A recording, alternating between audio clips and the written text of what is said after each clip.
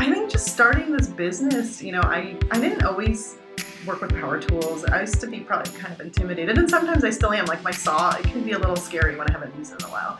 So always use like safety and caution when you ever operate heavy machinery. Yes. But I just like making and creating. And painting was always something I did. So that was never something that was intimidating to me. It still isn't. I mean, I paint with a paintbrush, I paint with a roller, I paint with a spray gun. I even sometimes use like an auto spray gun to paint my furniture because it's very like the mist comes out very nicely. Yeah. So like equipment like that never scared me. But yeah, I mean, you just have to kind of get down and dirty when you do vintage rentals. You can't just be like, oh, it's all pretty. Well, a lot of things break. A lot of things you buy are already broken. You have to fix it. So a lot of things you have to hand make. You make these promises like, yeah, I can totally make a donut wall. I got to figure out how to make a donut wall. By any means necessary. Exactly. Welcome to the Amani Experience Podcast.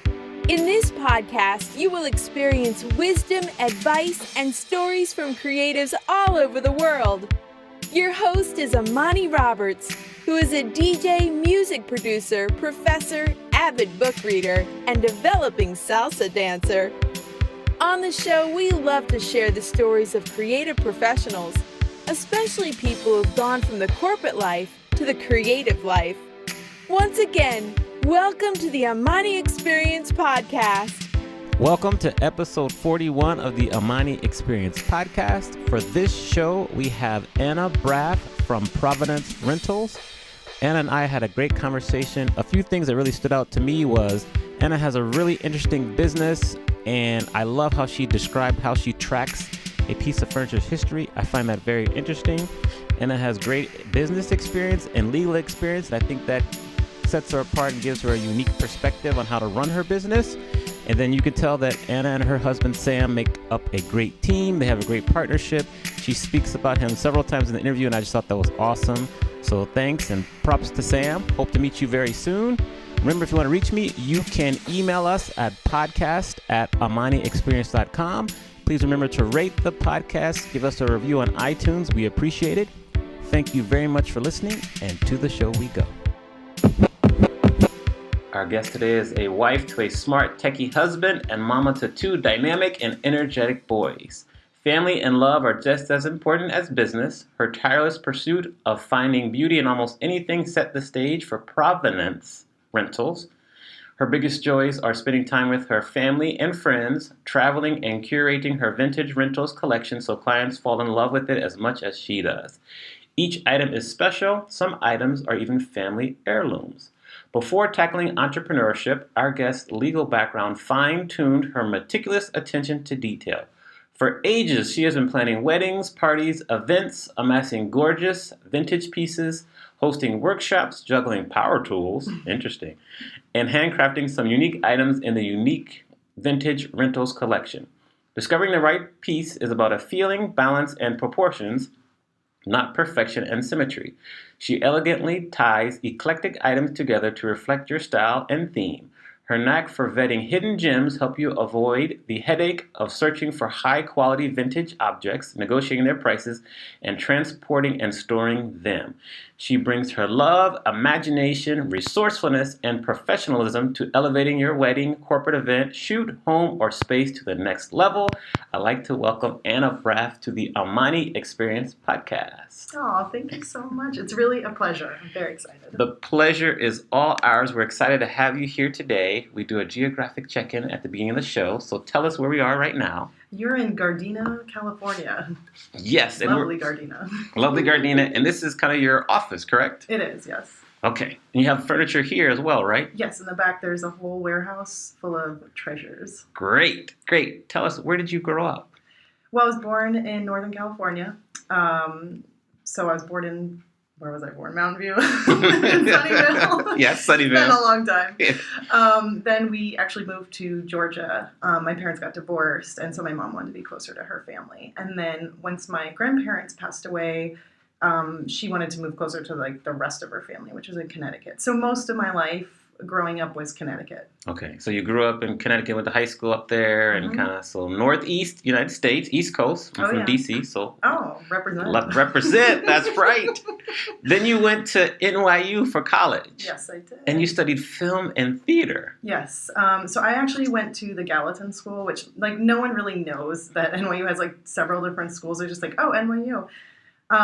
And Gallatin's where you can kind of create your own major. Kind of part of why I felt so unstructured at my time. But, I got to pick what I wanted to do. And I really loved it at the time. But I kind of also wish at that point in undergrad, maybe I should have chosen something a little more like stable, direct. I don't know. Well, you chose it and you loved it because you grew up, you love Broadway shows, correct? Oh, yeah. We were like singing show tunes when we were 8 years old. And, we always used to go to like plays and musicals. My mom always put that as a priority as like our, putting time into art and music, dance, acting. So we just grew up very creative. What are some of your favorite Broadway shows? Well, Into the Woods is by far my favorite. My sister will attest to that. She was actually she introduced it to me, and we would like sing the entire musical score in the car, much to my mother's chagrin sometimes. Cool. And then you also have a love for power tools, paint, and thrift stores. I do. Yes. How did that come to be? I think just starting this business, I didn't always work with power tools. I used to be probably kind of intimidated, and sometimes I still am. Like my saw, it can be a little scary when I haven't used it in a while. So always use like safety and caution when you ever operate heavy machinery. Yes. But I just like making and creating. And painting was always something I did. So that was never something that was intimidating to me. It still isn't. I mean, I paint with a paintbrush, I paint with a roller, I paint with a spray gun. I even sometimes use like an auto spray gun to paint my furniture because it's very like the mist comes out very nicely. Yeah. So like equipment like that never scared me. But yeah, I mean, you just have to kind of get down and dirty when you do vintage rentals. You can't just be like, oh, it's all pretty. Well, a lot of things break. A lot of things you buy are already broken. You have to fix it. So a lot of things you have to hand make. You make these promises like, yeah, I can totally make a donut wall. I got to figure out how to make a donut wall. By any means necessary. Exactly. Great. So after NYU, eventually, what happened that kind of allowed California to catch your eye? You came out on a trip and you're like, ooh, I like it out here in California. Like, talk to us about that trip and how did that lead you to San Diego to law school? So in college, I went to LA for like a spring break. I had a friend from high school. Her sister lived in LA. And so we stayed with her and we had so much fun. We were really young and drinking when we shouldn't be. And I was like, oh my God, it's nice out there in March and it's cold here in New York. Like, I'm going to be moving there. So I was supposed to move with a friend. He kind of bailed. I think he got scared. And so I was like, well, I already made all these arrangements. So I'm going to move. And so I did. And then I worked at USC for a few years after college, and then I was like, it just wasn't intellectually stimulating or challenging, and I was around all these doctors all the time, and they're like, you need to do something else with your life, So I was like, okay, what can I do? Like, I actually thought I wanted to go to med school at one point, but then I was like, I'd have to go back and do prereqs, and I was like, and what if I get into like a school that's really far away, and you can't get back into a residency in the U.S. So it was just so scary that I was like, okay, I don't know if I want to like do that. So my best friend at the time, she was like, you should go to law school. And I was like, well, it's like Elle Woods. Like, I guess I'll go to law school. Good reference. I love Legally Blonde. Good reference. And so, I thought about it more and I was like, well, it's something you don't need like a special background for. You can have any background as long as you have your degree, and you can go to law school as long as you take, the entrance exam and you apply and all that stuff. So I did that, and it's like a year process, like applying everywhere, and it's so funny. They don't do the interview process, which I feel like they really should, because medical school does, and I feel like maybe you'd vet out some weirdos. Yes. There are a lot in law. And so then I, applied, and I went to school, and I didn't like it. I have to say, I hated it. In fact, I would often feel very isolated, and it's very competitive. Like everyone's like vying for, they always have this like curve, right? So like only 5% can get A's. So say everyone got an A, not everyone actually gets an A. So like the top 5% will get an A. Like most people become like B's and C's, and then like a certain amount of people get Ds. So it's really stressful. You're like, okay, why can't it just be pass, no pass, like medical school? No, it's like, let's make you really competitive and like drive a wedge in between you and your classmates. Like it's not a camaraderie thing like business school. So, it was just like lonely and isolating and competitive, but I don't know, I stuck it out. My mom's like, well, you could quit, and then I was like, yeah, then you have all this debt, and your scholarship turns into debt, and do I want to do that? And I'm like, then I have 2 more years left. I might as well just finish. I might as well just take the bar. And then, at least I have my degree. So that's pretty much what I did. I just was like, I'm going to stick it out. Like, I'm just going to finish. 3 years goes by no matter what.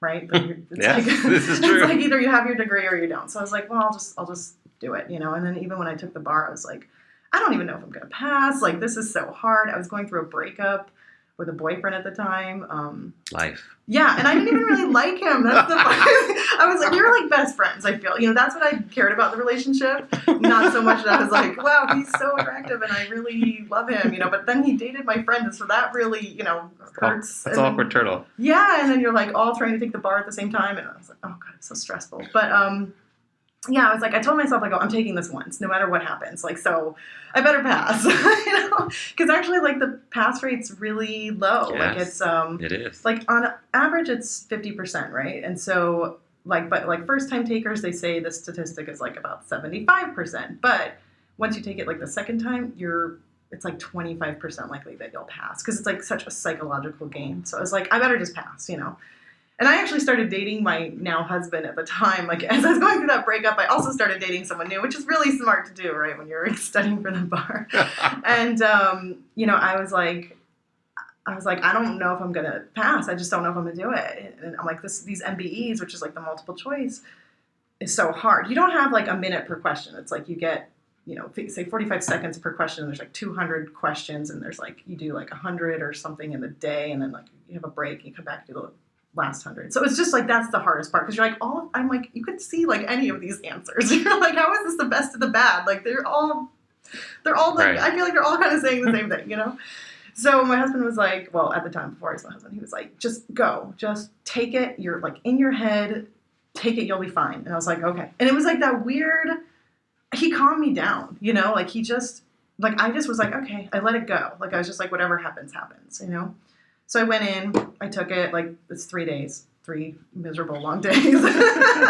But it got better each day. And luckily, most of it is writing. So you have, like, these, like, I don't know, essays. It's, like, spent so long, I forget. And then you have multiple choice the second day. And then the third day, you have these things called performance tests. So you're given this, like, universe on, what are the rules of law? Here's the fact pattern, and kind of tell us what you think. So I think that's what carried my score, to be honest, is I love writing. I think I was always very good at writing. And law writing is very different from, like, regular writing. Like, don't be creative, in fact. And that's the whole thing about law. It's like, I always felt like a tension inside me of, like, it's not a creative thing. It is a very intellectual thing. So, I felt like I nurtured that part of me, but I very much silenced my creativity. And I hate when people would say, oh, but you can be a creative lawyer. No, you can't. Like, it is diametrically opposed. Like, those two things are not the same. Like, maybe you could argue you're some constitutional lawyer that's like coming up with these novel things, but even them, it's like, I just don't find it it's not like creative in the true sense. Like, I'm making something, I'm turning something like ugly into something beautiful, or like I don't know. It's just not the same. So, it was, so you take the bar in July, and then you find out in November. So it's like months of torture. You're like, oh my God. And meanwhile, all these other states, like people who take in other states, are like finding out, like, I passed or I didn't. And you're like, oh my God, it's coming. It's like, either it's going to be a good Thanksgiving or it's going to be a bad one. But luckily I passed first time. Congrats. Thank you. So that's like a huge accomplishment. I'm like an active attorney right now. Good. Because I never will give up that license. It was so hard to get, and it's expensive. Just to like take the test, it's, then it was like $600 plus you have to pay like an ethical application fee, which is like another $400. So I'm like, I can't imagine those people have to take it several times. Yeah. Like, they're just like shelling out $1,000 here, $1,000 there. It's crazy. So to me, it's like, just study hard and get it done the first time. Good. So you passed the bar, then you ended up working for a small litigation firm. Mm-hmm. Then you did some litigation support for a larger firm. Mm-hmm. Then you came to a point where it's like, I got to do something different. Yeah. So I had 2 kids in this time. Well, technically I had one and I was pregnant with the other. And I very much missed being away from my kid. You know, like I was just like, this feels so unnatural. And, you know, I worked 4 days a week, which was part-time. And that's air quotes. Air quotes. So, for listeners out there. And it just was like, this doesn't feel right, you know? So then I got pregnant again. You know, we kind of like never knew. You always think like, well, we could try to get pregnant, but you never know. Well, I got pregnant right away. I got pregnant right away, both kids. Like, it was like, I'm blessed in that way, but like, you're kind of like, oh, I was kind of hoping for a little more time. You're like, I guess I'm pregnant, you know? So with the second one, I was like scaling back a little more in work too. And then they had some layoffs and then I was laid off. And some people are like, oh, you should sue. I'm like, why would I go through that? I don't care. Like, I don't care that much. It's not that important to me. Like, I was just so glad I got to be home with my kids. I was like, I always felt so guilty being away from my oldest son, like when I'd work. And granted, like I'd still come home at like normal-ish hours, but you know, you're missing those important years. So anyway, then I was just like, I think at that point I got to find my creativity again. And it kind of allowed me that time to breathe and think. And I don't know, it's like when you're working a full-time job, I do feel for the creatives that have to do that, especially if you have a family, because you have no time to put into your creativity. Like it's like always last. And who knows if it's going to ever get nurtured, you know? It's like dreams deferred, and it can be heartbreaking, you know? So I'm kind of lucky now, you know, I have the support system to do what I do. Good. So before I ask you how do you nurture your creativity currently, give us a quick summary about who Anna Braff is in like 30 seconds or less. I'm smart. I'll, you know, be honest with you. I'm definitely real. I'm not like a typical LA person. Fact. But I'm very kind too, and I will love you with all my heart until you cross me. Then it's war. That's a great summary. I love it. Great. Hopefully it wasn't too long. No. 20 seconds. Okay, good. And then talk to us. Tell us, how do you nurture your creativity? Because you mentioned it a couple times. So how do you kind of currently keep in the flow as much as possible? Well, I really feel like my business is definitely my outlet for that. You know, because I feel like growing up, you know, it was kind of like we did art, we did dancing, we did acting, but I kind of didn't really know who I was. Like, I thought I wanted to be an actor at one point because my sister was. Like, she was a really talented actress. Like, I mean, she doesn't do it anymore. But she, you know, she got into NYU's acting school, which is really hard to do, and one of the best studios that you could get into. And I thought, like, oh, maybe I want to do that. But I was like, I don't know, it just wasn't me. So I guess I'm kind of more behind the scenes kind of person, but like, you know, I still want my work credited, of course. I hate when that happens. Right. But, you know, now I get to, like, I love decorating. I've always loved the home. I've always loved furniture. So I feel like by, like, really picking out, like, particular special things. And I do have to, like, you know, fix up and paint and color and, you know, line shelves. Like, so I do find ways to be creative in that way. And also, like, you know, of course, like, designing and styling, that's the most fun part of this job. Like, everyone loves that. Everyone's always like, I really like designing. I'm like, tell me something I don't already know. Like, everyone loves it. No one likes to do the administrative work, you know? Yeah. No one likes the accounting, but yeah, that's the most fun. That's where you get to kind of, that's where, like, when you have those hard days, you remember those good days and you're like, oh, that feeling, it's pretty awesome. So yeah. Talk to us about the special event that you planned for your youngest son. That was kind of the turning point into you when you realized, okay, I want to kind of work in this industry. I believe it was the Hebrew naming ceremony. Mm-hmm. And that was one of the turning points in terms of you kind of identifying your business and going for it. Yeah. So for my first son, we had a Hebrew naming ceremony. So we're Jewish. And so it's like part of, you know, welcoming them into the world. It's like you have a naming ceremony. And then for boys, you usually have a bris, but we didn't do that for our kids. Well, I mean, we at the hospital, but we didn't have a bris with a memorial, you know? Right. So, you know, it's kind of like, I wasn't like on time in terms of like when you're supposed to do it for a boy. You're supposed to do it like, I think it's like 8 days after. We're not very traditional, it's just FYI. And I don't think I ever will be. But, you know, and also I'm not going to plan a party postpartum like 8 days after being pregnant. I'm like, yeah, right, you know. So I took like my time and I did it within a year for both kids because I was like, I want to do it right, you know. But my second son, I was like, no, his is going to be perfect. Like I was like, any mistake I made in my first one, I'm fixing it for the second one. But I wasn't, it's funny because some people I feel start their like event planner business or vintage rentals when they're like, after their wedding. So I was like, I had no interest in that after my wedding. So I was like, I have to work, I have bills to pay. But I don't know, like with his Hebrew naming ceremony, I was just wanted this like really pretty vintage romantic feel. So, I mean, I literally got a desk at Goodwill and I painted it and I shabbied it up. And it was one of my favorite desks. And I still am sad I sold it. I had a typewriter and a tea card and an old phone, and I made this elaborate candy bar, and I handmade decorations. I mean, it took me 6 months to do this. I mean, I put in so much effort, and I was like, I don't know. I was like telling myself, like, I think I care more about this than any other job I've had. I was like, okay. I think he's wondering, where is this going?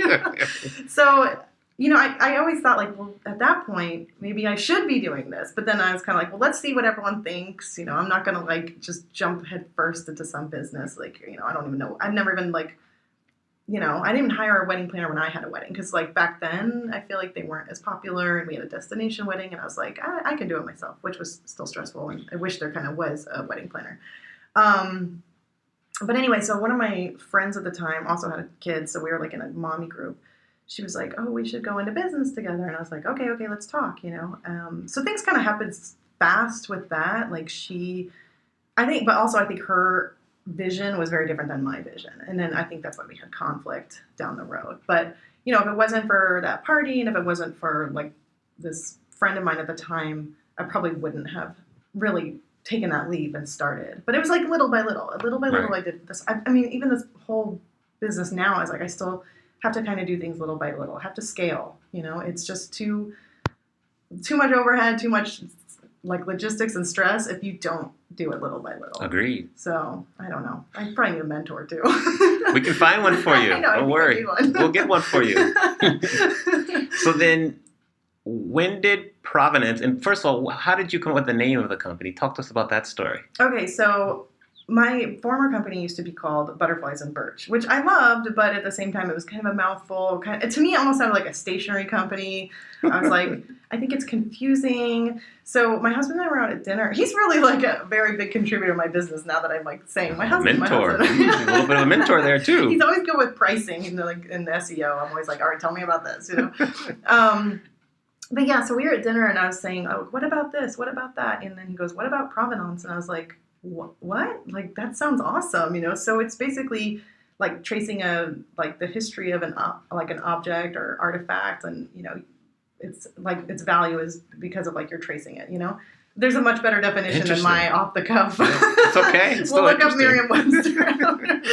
But basically it's like there's value and it's an antique and you're trying to kind of like find the lineage of it. So I was like, oh my gosh, that sounds amazing. So I looked up is it anywhere? And I was like, how is it not picked, And it wasn't. I mean, there's a restaurant, but it's not the same thing. To me, it's like, as long as there wasn't like a rental company that did it. Right. Because there's other Provenances. There's like, I think there's a Provenance, like, I don't know, like insurance company. Like there's all these like different kinds of companies. So I'm like, all right, I'm not like stealing on its trademark. I'm not, writing the coattails of anyone else's brand. But it has this like really like classy, like meaning and value to it, the name. So it wasn't just like, I don't know, it's funny. I do see a lot of names with and in it too. Like there's other vintage rental companies like blank and blank. And I'm like, oh, I don't want to do that. Like, I don't want to do that again. And I don't want to do that, at all going forward. So I don't know, it just kind of worked. And then I sent in my paperwork to the state of California so I'm a corporation. So I was like, is this name available? And so luckily like Provenance Rentals was, and Provenance Vintage Rentals was. So I was like, I just want to be Provenance Rentals. So at least rentals was in the name and it had that really important word. So yeah, it's a good story. Thank you. Well, I'll give my husband the credit. We will. What's his name? Sam. We'll give Sam props to you, Sam. Well done. Well done. Make him listen to this, the whole thing start to finish. He'll feel very good. Yes. You spoke about this. How do you track an object's authenticity? Well, it's like I love finding things when it's like maybe it's the original owner, or like if someone can tell me the story of like where it came from. Like, sometimes even I talk to like different antique stores. Well, there's one in my town that they're at least helpful with guidance. Like, sometimes I think, they'll probably say things so you can they think you're going to like sell something low to them, but it's like more like, oh, is this value? Can you tell me about this? Can you tell me about the history of the piece? So And to me, that's like really important for if you're doing vintage rentals. It has to have that quality to it. It has to have that like history. And that's what makes it pretty. That's what makes it timeless. So it's just sometimes like asking like an expert or just, sometimes a person knows a lot about it. Like I have a pink sofa that's always very popular. Everyone loves, and it had one owner, and it's great because it's been like recovered a couple different times, like by the previous owner. And then like, I think she passed away. So the daughter-in-law was selling it. She's like, this is my husband's mom's, and, we hate to get rid of it, but, we don't have the space. So I was like, oh, that's great. It's one owner. I know it's how long it's been around. It's like a 1960s revival, Victorian sofa, and, it's pink. So everyone loves it. Yes. That's great. How do you continue to discover and find and cultivate the unique pieces that you have? Well, I do research like what's popular, and also kind of seeing like what rents in my collection already and like what colors do I need. I mean, things always change. I actually wrote like an article on trends for Good Shuffle. There's like, I write articles for them a lot. And you just kind of have to see like what's popular, what's not. And so, if I can like, and luckily sometimes it's like if a piece I have, like for instance, I have these 2 chairs, they need to get recovered. So I'm going to send those to my upholsterer, but at least they're like beautiful, old, like French country style, like oversized armchairs. But all I have to do is get, new fabric, which is expensive, don't get me wrong, and, pay him to fix it. But, at least I know that thing is kind of timeless and been around a long time. And I don't have to like actually go get a new piece, but I can update it with, maybe coloring the frame gold that's very in, or, maybe getting it white, or maybe like a nice blue, or I don't know, green, or pink. Yeah. It's popular. So, that's one way you can kind of reinvent your own inventory already. Or, you do have to rotate stuff a lot. Yours are having to be like, okay, this isn't working, or like how I want my collection to look. I need to get rid of it. And then it's like going back to the drawing board and finding things all over. So it's funny. People are always like, how do you find stuff? I'm like, everywhere. Everywhere. What's the most random place you found one of your pieces? On the street for sure. Yeah, all right. I was at a wedding once that I had to do a huppa for. It was in Glendale, and I was like, there's some stuff on that side of the road. I'm gonna throw it in the van. I love it. A scavenger. Oh yeah. Great. Can't be snobby. As long as it has good bones, it has a place. I agree. In your opinion, what is important for creative professionals such as yourself, myself, to succeed in today's business environment? I think you need support more than anything. You always need money. It's so hard to do anything creative if you don't have some money coming in somewhere. And so that's why I think you have to like charge what you deserve, because it's like hard if you don't have like a huge amount of money to start. So, how do you kind of get the money is you have to charge a decent amount. I understand like in the beginning, I probably undercharged, because I was figuring things out and like not sure. But it's like now I'm like, wait a minute, they're charging that, then I need to charge. I need to be like about level. I think anything that helps, like not giving up and having some kind of like accountability partner or friend or some kind of support, like kind of goes back to like hand in hand with the support system of like, there's those days, I experience it. Sometimes I experience a low after something like really exciting. It's that letdown. And I have to kind of remind myself or talk to someone and be like, oh, these are like the bad times I'm feeling. So someone will be like, well, you did this or you did that, and you have to keep trying, or someone started out from nothing here, so those little reminders you always need, because it's so hard. It's so like emotionally not draining, but like emotionally challenging, those tough days. So I think and like, obviously like any kind of like software that can help you in your journey. Yeah. Like anything like that is so critical, like getting more efficient, faster, so you can focus on like what you're good at. And outsourcing things to like, like I'm like, I have a new bookkeeper because I'm like, I'm not doing that anymore. Like I can't. Like it's just, she's good at that. It's easier to pay her than I have free time to fix something or negotiate things with clients or find new clients. So, it's a challenge. It's just like striking that balance. Good. Always. How do you ensure that you are pricing and charging the proper rates? That's a hot topic amongst the creative industry. It's a challenge consistently. How do you kind of make sure you charge the appropriate amount? I feel like I still learn, because sometimes I'm like, I think I'm pricing something appropriately, and then sometimes you hear like a customer say, "You're really reasonable." I'm like, "Oh, time to raise the price." Yes, yes. Or like, "Oh, you were really difficult for this. I think I need to raise the price." And it helps, and you find out what I think, you don't always want to base your price on what everyone else does, but I think everyone should kind of be about the same. So there's no like race to the bottom. I don't know why everyone has to undercut so much that it just becomes like an act of desperation. And it just helps no one. It doesn't help you burn out. It doesn't help like the industry as a whole. Like it's not good. It's unrealistic pricing. It's expensive to do weddings. Like people are like say like, "Oh, you put the word wedding in front of it." I'm like, "No, because it's a lot of work." Like it's you're doing last minute stuff. Some people can be more demanding than others, as we've had discussions. Yes, this morning, yes. Sidebar. Little sidebar. And, you have to kind of be paid what you're worth. You have to make it worthwhile. And it's funny because even when it's like, I have like a last minute, any kind of like last minute weddings, like if you've like booked by a certain point, your price is what it is. But if like you're booking like 2 weeks out or definitely 1 week out, I'm like, your price goes up because I have to then shift all my other clients or change my schedule or worry about childcare or whatever just to kind of fit someone else in and like deal with logistics or getting a new truck or someone else to help. So it's going to be more expensive. It's not going to be the same price. So that's how I also help like deal with that. Because so sometimes I price it so high, I'm like, well, they're not going to take it. And then they do. And you're like, oh, well, I guess at least I'm getting paid what I'm worth, So, right. It's a tricky thing. Price is hard. I think price is like the hardest thing in marketing because there's like the 4 P's, right? It's like price, product, and placement, something like that, and one more. And I think price is so hard to determine because it's like everyone wants to capture some customer, but it's like at what expense? Like your sanity, and that's not worth it. Yeah, you remind me of a quote that you said where you said, "Price should not be what differentiates your company from competitors." Right. And you just spoke about that, so I agree. Yeah. Well, we are creative, so we understand. We're simpatico. Yes.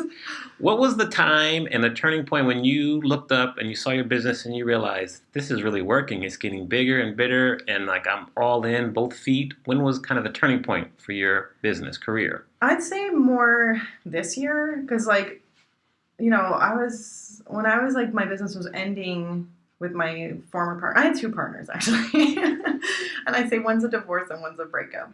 So when the one that was a divorce was when we ended Butterflies and Birch, and I was like, I don't think I'm even going to do this. And then that's when a new partner kind of came in, and she was like, "Oh, I don't think you should give up. I don't think you should give up." I was like, I don't know, how am I going to do this? Like, I lost my warehouse. Like, lost my trucks. Like, I'm getting kicked out. Like, how am I going to do this? Like, it is a lot of work.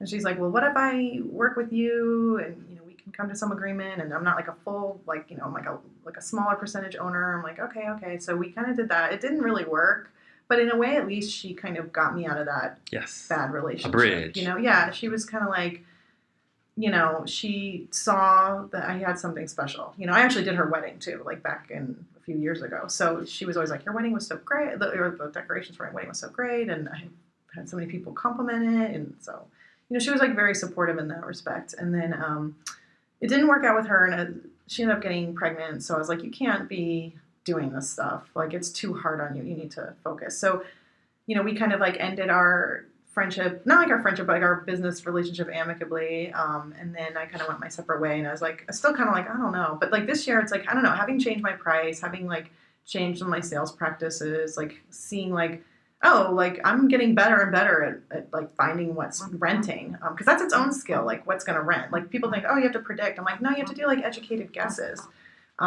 It can't just be like, I think this will rent. It's like, will this rent? Like it has to rent. Like you're under pressure so far. Right. Like work.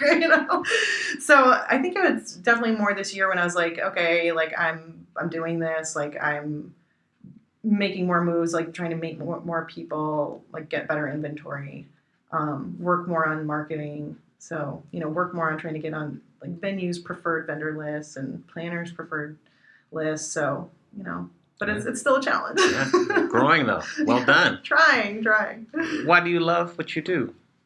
I think I just love decorating, and I love finding beauty in things that wouldn't normally like people would maybe like think, oh, this is garbage. And I love reusing things. Like I am an avid recycler. Like I'm kind of militant about it. So I might yell at you if you're ever like putting some like dirty cup like in a recycling bin and be like, you have to push that out. So I love kind of the sustainability of it too, and that like I'm not just like throwing away like getting brand new furniture. Like this is something that's been around for a long time, and like it's probably better made than some of the stuff that's made now, and we're just like maybe changing the fabric or doing something to make it look better. And I don't know, I love that people appreciate the old quality about it, like that it's like craftsmanship and things that are rare and things that you don't see all the time, things that you wouldn't necessarily always have in your house, but you want it at a special event. So that's, I think, what I also love about it. Good. And then on the flip side, what is something that scares you?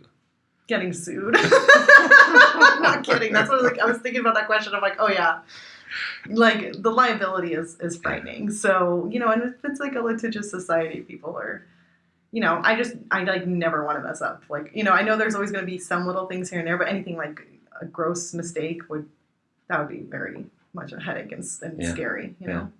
Now, the vintage rental space is becoming more and more crowded because more and more people are getting into it.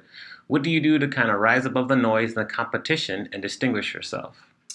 Well, it's funny, too, because as much as, like, more people are doing it, a lot of people are folding, too. So I just have to, like, keep being persistent, and I have to keep finding new ways to be, like, getting myself out there. Like, even this is such great marketing for me. Like, you don't even realize, like, I love it. I love that you're doing this for me. Like, I'm so appreciative and so grateful.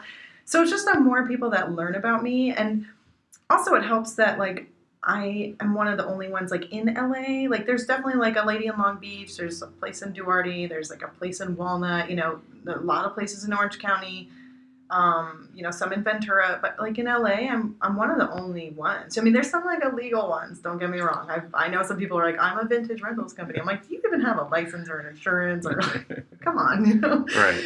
Like, do you pay taxes? I don't think so, but I think like, that's why I try to be like, well, I'm a professional. I'm doing all the right things, and I try to meet all the right people, and I really try to give people good customer service and make them feel like they're special, because I can't do every wedding or event. Like there's things I just physically don't have the staff or like the endurance, like I can't, or some of the inventory, so it's like what I do is I try to vet and pick the ones I really want to work with, and they're special to me in that respect. And I feel like I try to go out of my way to make them know like you're important, where I'm not just like, oh, you're a sale. Here's your invoice number. Like, I know who I'm working with. I don't want to work with just everyone. Not everyone appreciates what you do. So this is true. Yeah. Who wants to work for that?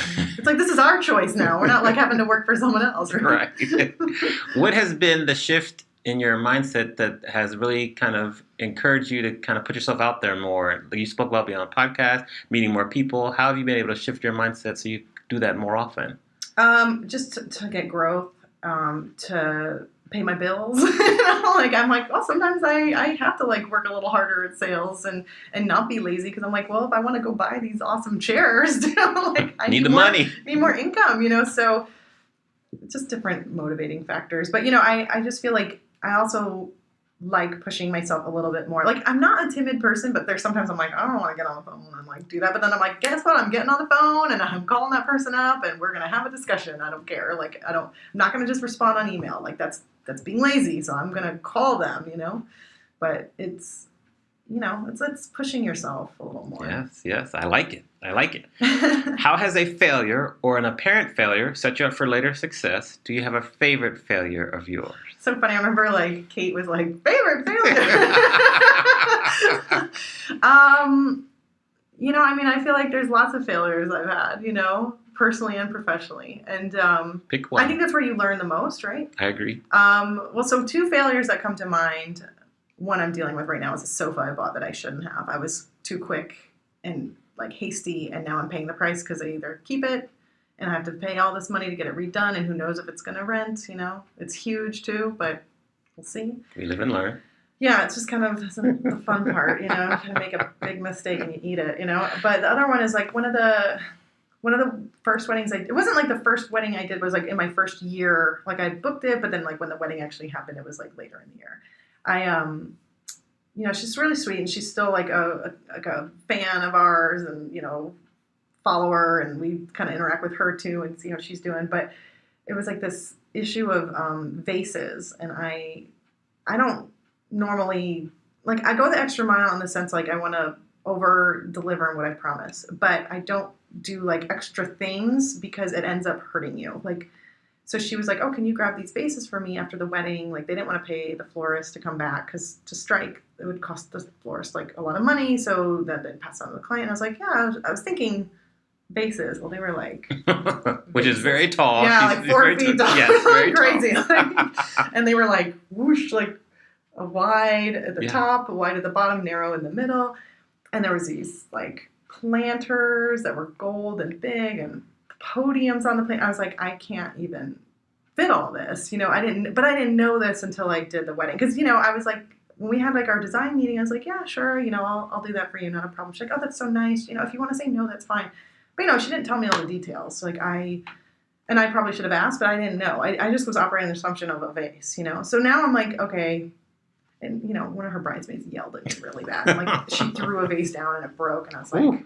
She was very, very unhappy. Because I was like, you're going to have some of your friends and family, like, take it back. Like, I can't even fit all this, Like, it's just it was too much, and I didn't know what I was getting myself into. So now it's like, I just try to, like, create boundaries.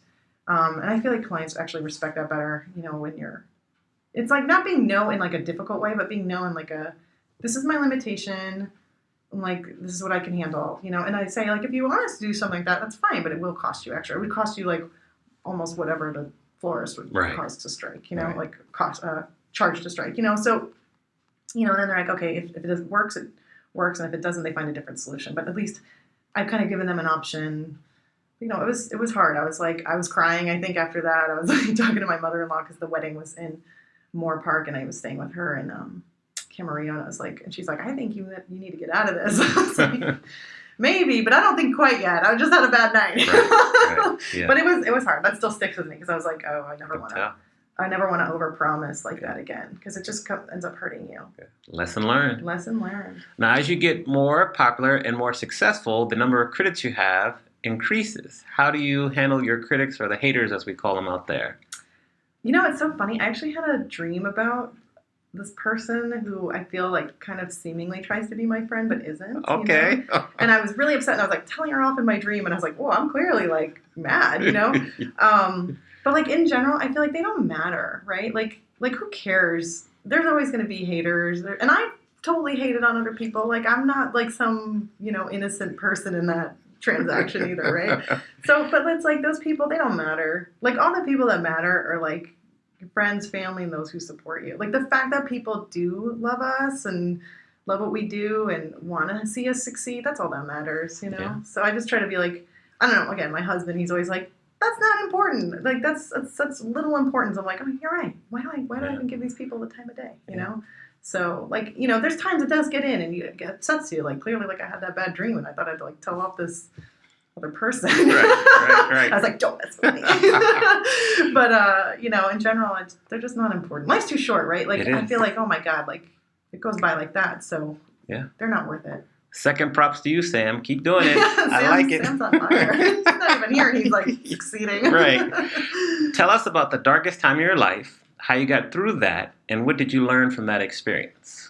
Well, I'd say it's probably kind of recent. My son was in I think I've told you, obviously, like, my son was in a really bad accident at school. This kid, he was on a tricycle and he pinned my son's leg and it ran over my son's, femur, and it broke it. So it turned into this, like, spiral femur fracture, which is like the bone basically like twisted. And that was very upsetting. One, to see, like, my kid go through that. And then he was in a body cast for 8 weeks. Ouch. So from, like, here all the way down to ankle, and, like, the other leg was, like, here to knee. So he could move one leg like that. So from hip to ankle and hip to knee.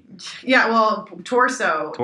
Yeah, torso to knee, torso to ankle. And that was hard. That was hard as, like, a parent. Like, we were trying to figure out, like, pain management schedule, because, like, he was on 3 different pain medications. I mean, it's still an issue in our life because he's in physical therapy and it's going to take like a year or two before, like, the bones are actually the same, and we hope it actually gets the same. We don't really know, but it was very depressing, like, definitely causes a lot of fights in the household. Like my other son was neglected more. I mean, I'm still kind of dealing with the residual, like I'm burnt out from it still. So I'm like, I probably need like a vacation by myself. We can get to, Bali, Thailand. I know those are on your list. So I know I need to go on a vacation by myself, but it's hard when you're booking up stuff every weekend, right?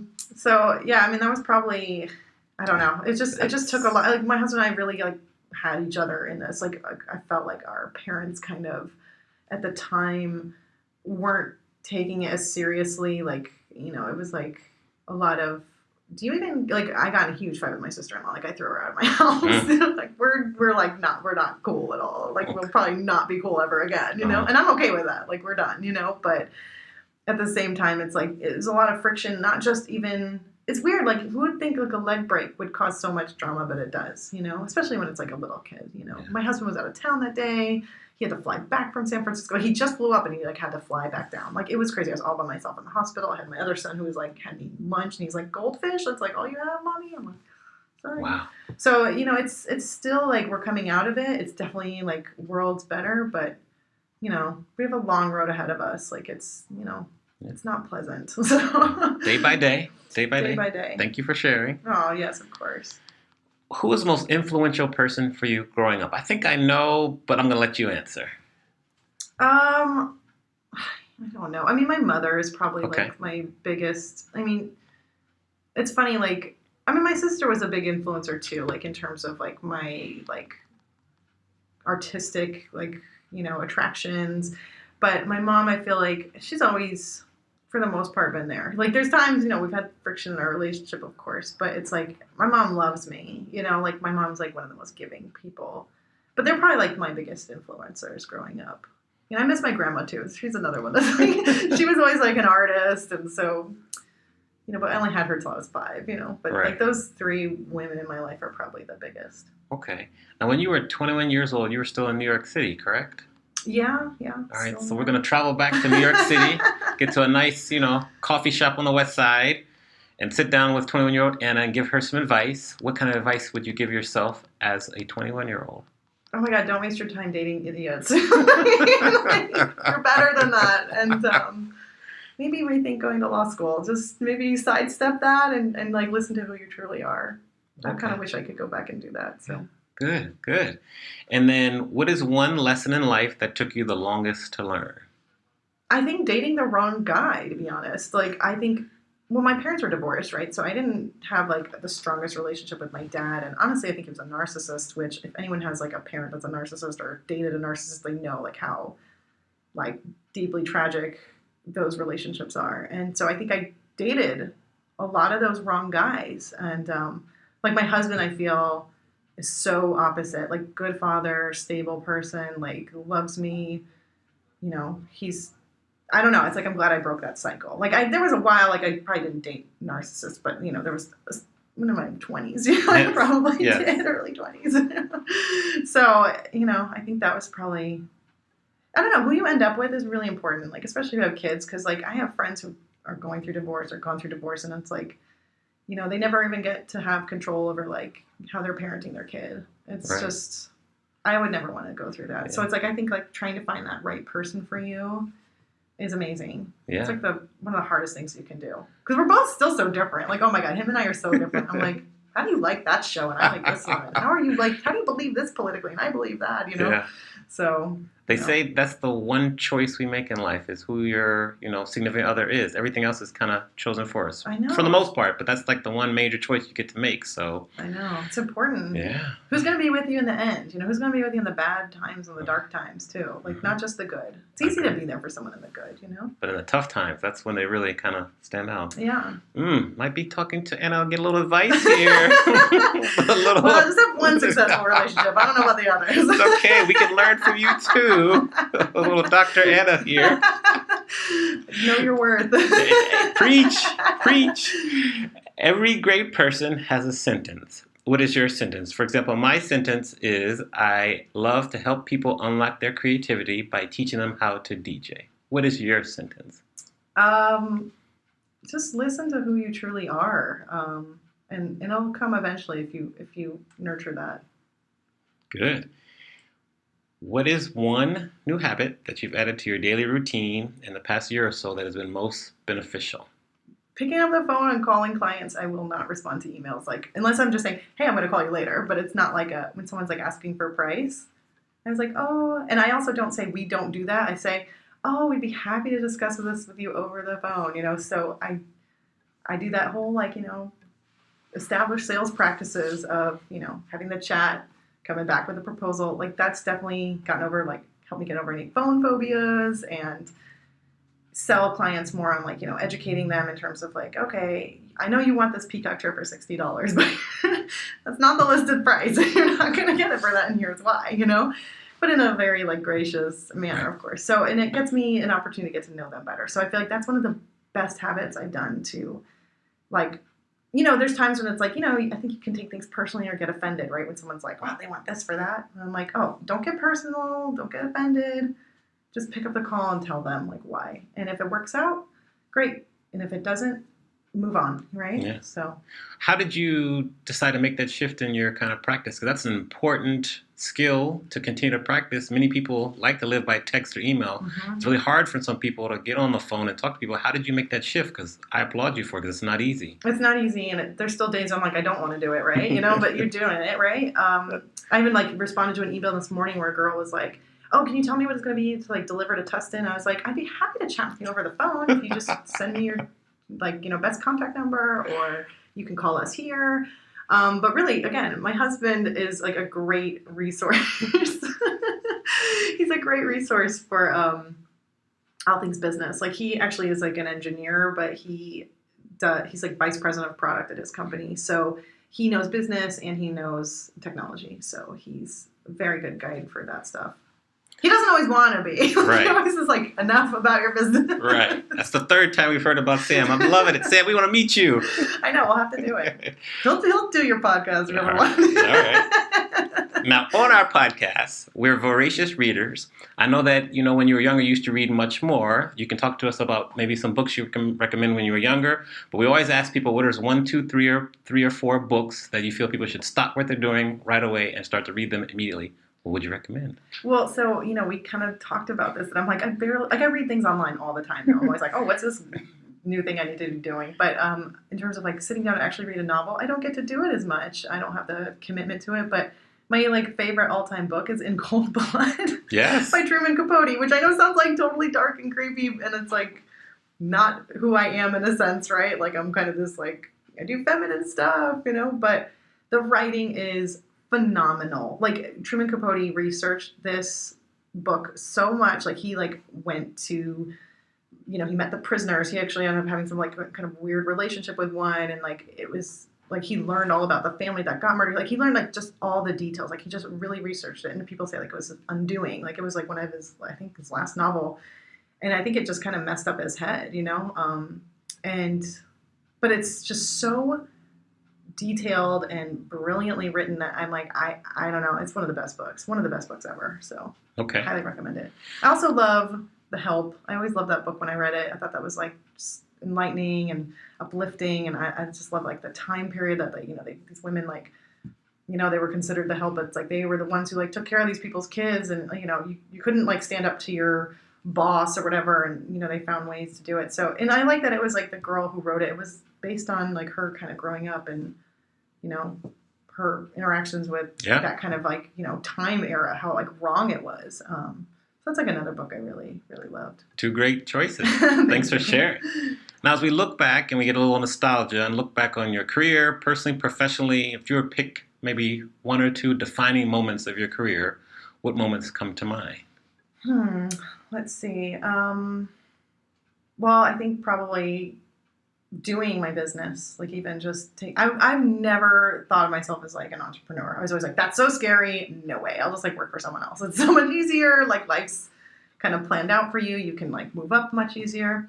But I think just, like, starting and getting excited about it, and just, I don't know, it's like I was able to, like, kind of convince people, like, you're going to want this or need this. So that was, like, a big turning point. And then, I don't know, I think just when, like, I had my second breakup with a partner, and I was like, I'm really on my own. Like, I'm starting, like, very much zero again. it was scary. So I feel like that was like, I got to hustle. Like, I don't have any choice if I'm going to do this. Like, I have rent to pay and insurance to pay and like all other stuff, you know? So I feel like those kind of starting and then just like really knowing it was just me when I was, you know, done with those two, probably my biggest defining moments. Good. Good. Hopefully. That's good. Tell people, how can they find you online? So you can visit our website, provenancerentals.com, and that's PROVENANCE, rentals, RENTALS.com, one word. We also have Instagram, Facebook, and Twitter, and Pinterest, which we need to grow more. So happy to get people in any of our socials. Right. We'll link them all in the show notes. That'd be great. Where do you spend most of your time online in the social space? Probably Instagram. Okay. I mean, I need to work more on Pinterest, but that's like a whole nother job, right? Yes. Like that's, I don't know. It's going to take some time. I'm doing a website restyle. Like I've hired someone to do that. So I feel like once that's done and once we switch our software too from like our bookings, like hopefully I can then do more Pinterest. But it's like everything's such a slow step. You know what I mean? Like everything's just gradual. Yeah, it is. It is. All right. So before I ask you the final question, I just wanted to kind of say thank you for agreeing to be on the show. It's been a pleasure talking to you, getting to know you before the show, and during. I love your business. It's very unique.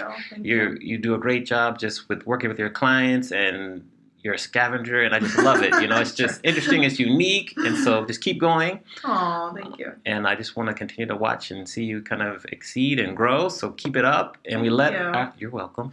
And we let our guests always kind of leave the show with any last minute words of wisdom or advice. So what I'll do is I'll turn the microphone over to you. You can take us home. Just thanks again and keep doing what you're doing because we love watching you ascend. Oh, thank you. You're so sweet. Well, I feel the same way about you too. All I want you to do is succeed because you're like, I think, the best DJ in town. So that's my opinion.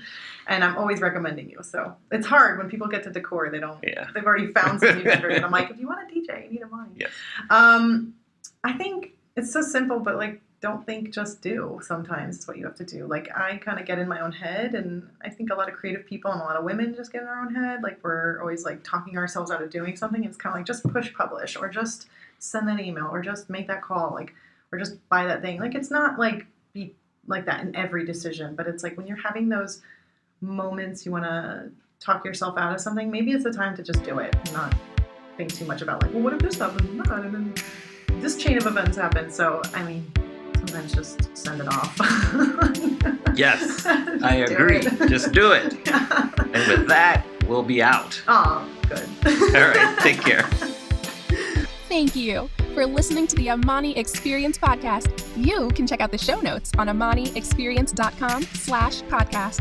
Please remember to leave us a review on the platform you are listening on, and share this podcast with anyone who you feel would benefit from listening. See you soon on our next episode.